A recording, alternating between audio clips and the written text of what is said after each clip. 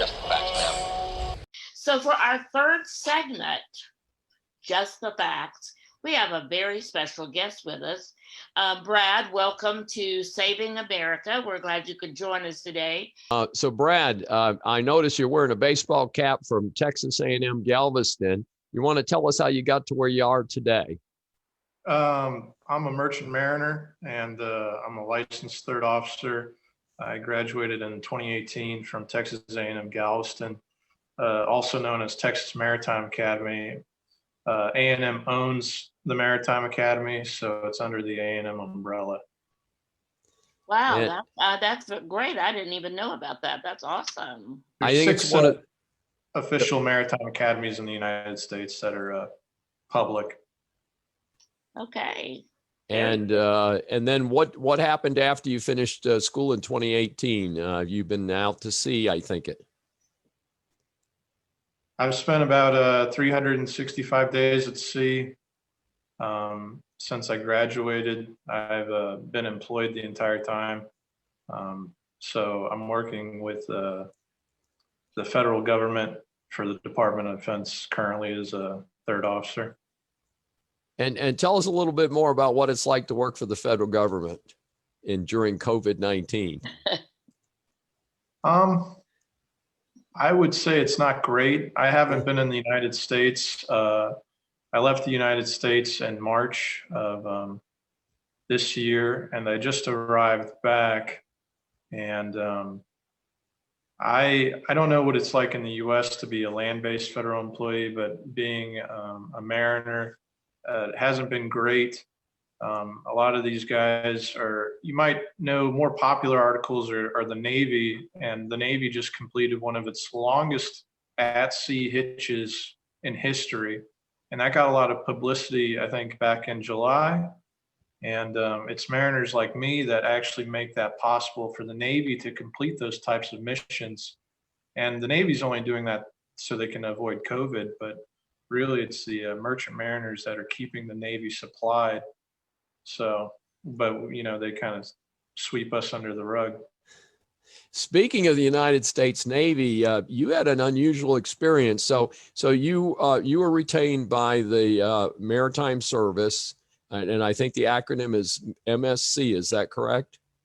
Correct. Military Sealift Command is under the Department of Defense umbrella, but really we're getting our orders from the Navy, and we are the post office of the Navy. Well, post office, but also kind of the Amazon. You deliver food and goods to different ships and things like that, correct? The saying is guns, gas, and groceries. So all ammunition, all supplies, and fuel, everything on a Navy ship is delivered by a Military Sealift Command ship. Okay. So what kind of ship is it that you're on, Brad? Would you learn to deliver all that stuff, including gas? Do you have to do like the refueling of some of the? That's correct. Military Sealift Command is mostly made up of tankers and a class called, or they actually call them oilers because they're not technically classified as tankers.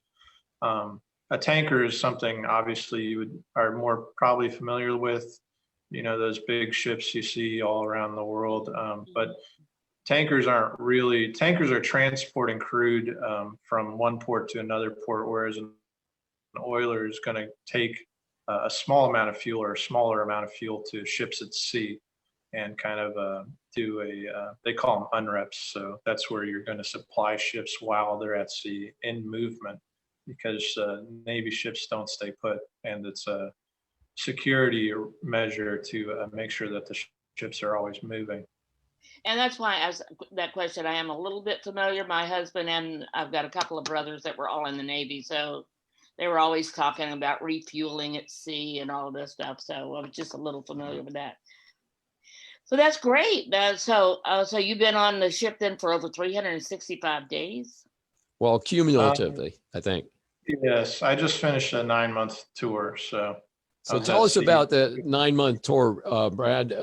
So you in March, where did you start? So March, I flew out March 5th. prior to the COVID pandemic are being recognized in the United States.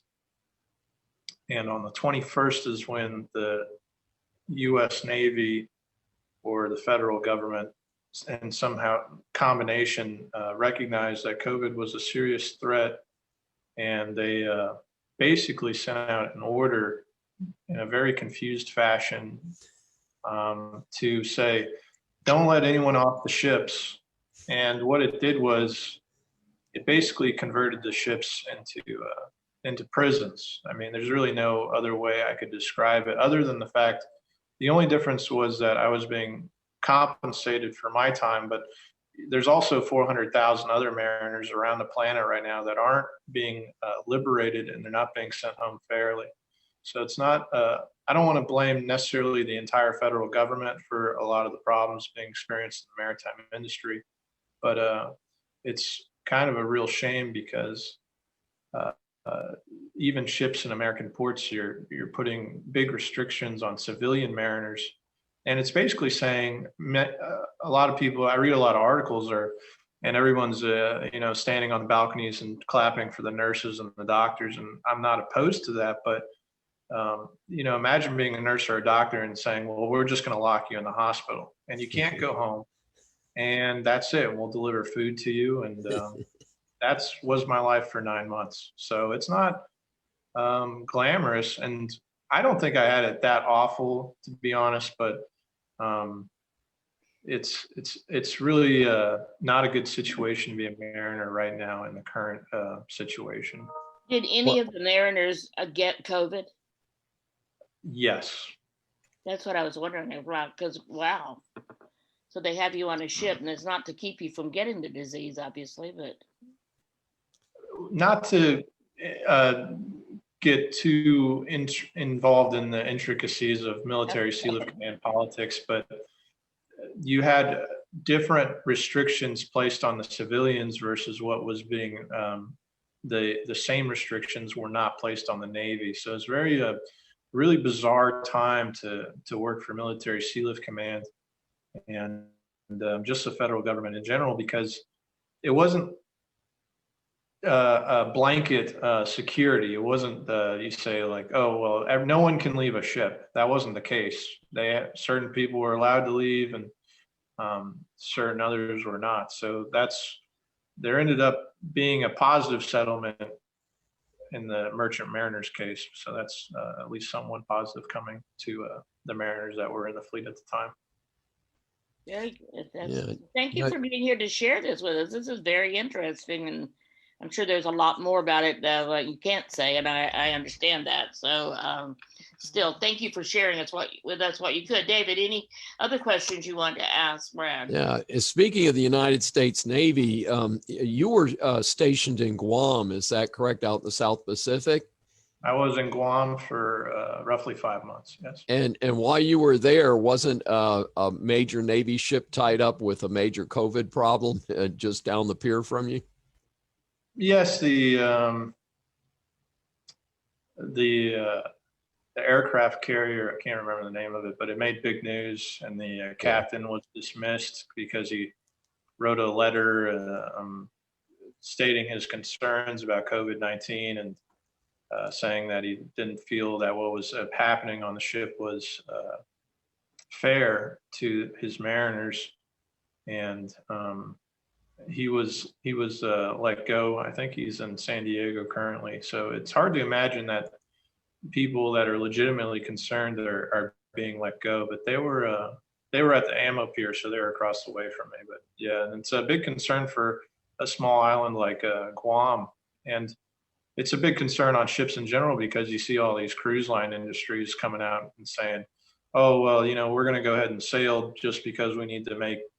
We need to make a couple dollars, and then all of a sudden you're reading an article the next day that there's 100 cases of COVID-19 on board. But so far the Navy's done a pretty good job, I would say, considering how many mariners are at sea and how many mariners are on ships in port. They've done a pretty good job of mitigating COVID-19 on board Navy vessels, or if it makes it easier, saying gray hole ships. Yes, I understand. And actually, part of it is that the profile of the members of the United States Navy, the majority of those sailors are under 35. You have some officers, a handful of officers over 35. But again, the profile is if you're in the military, you have to be fit, at least when you're hired into the military. And so you've got a relatively young profile across a large range of employees, and they have to be relatively fit. You keep them well fed. They've got easy access to medical care and sanitation and stuff like that. So it's a population that is most likely at the least risk of more serious complications from COVID. Doesn't mean it's a fun experience, but it means that the risk factors are a little bit less. I agree with that. So what's next for you, Brad? I'll be home on my designated leave. The allure of the maritime industry is that you get you're away from home for large chunks of your life, but then you're at home and you're basically on vacation. But being away for so long has put me in a point where I've got a lot of paperwork, and I don't think people realize that, just the day-to-day operations in one life, you go to a doctor's appointment or you go to the dentist, all that stuff I haven't been able to do in the last 10 months. So there's going to be a lot of just chores and general things that I'm going to be doing here while I'm on vacation. But it's, there's kind of a backlog of things that I need to take care of in my own life. But the idea is that you spend, 10 months of your life at sea, and you get 2 or 3 months off to kind of stay at home and do what you like. Yeah, I can see where that would be appealing to some people. Thank you so much, Brad. We appreciate your special appearance today during your brief vacation here in Houston. So this has been Saving America with Dr. David Schein, author of The Decline of America. Remember, the book is available on Amazon. Stay tuned. We have some upcoming specials for the weekend following Thanksgiving. So if you did not read this prior to the election, now's a great time to get your copy. And by the way, with the holidays just around the corner, makes a great gift for that person in your life that's interested in politics, in history, and several different topics. So check it out. It is on Amazon. The Decline of America, 100 Years of Leadership Failures. So talking about all the presidents from Woodrow Wilson to Barack Obama. Great Christmas gift. And again, David will be doing a webinar, and it's free to attend. And it's, David, tell a little bit about the webinar, what you're going to talk about. Sure. We're going to talk about small business in America. Saturday after Thanksgiving has been designated Small Business in America. I believe American Express is sponsoring a special program that day. And we're going to present a free webinar of information for small businesses. We're going to talk about COVID adjustments in small business. And we're also going to talk about some hot employment issues, especially the issue of independent contractors versus employees. So it's designed to be light. And if people are on the live webcast, they will be able to ask questions.